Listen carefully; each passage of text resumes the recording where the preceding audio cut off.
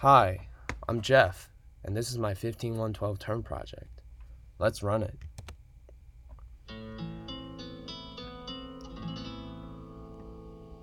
So my project is a game that uses genetic algorithms and explores evolution.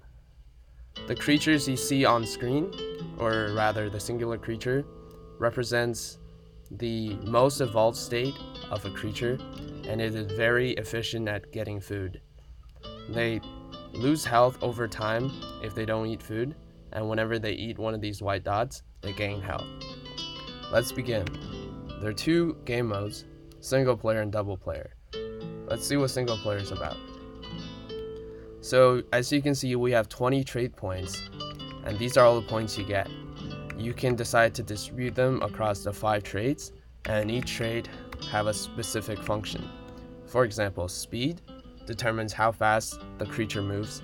The faster they are, obviously, the faster they can get to a food.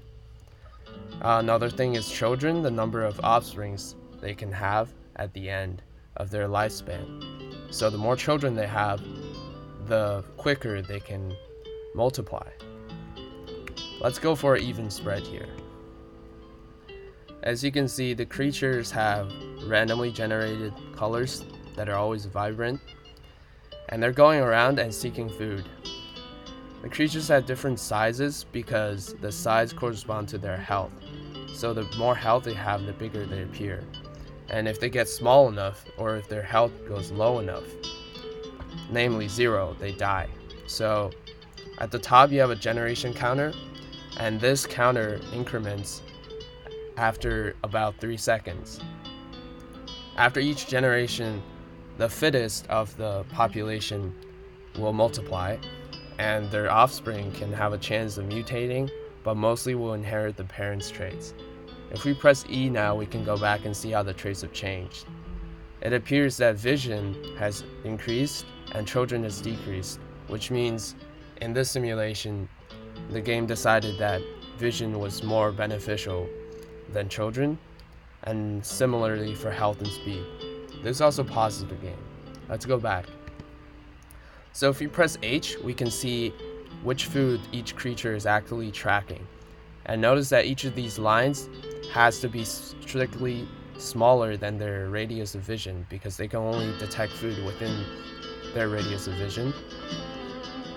Now if we press J, we can see how many creatures are alive on screen right now.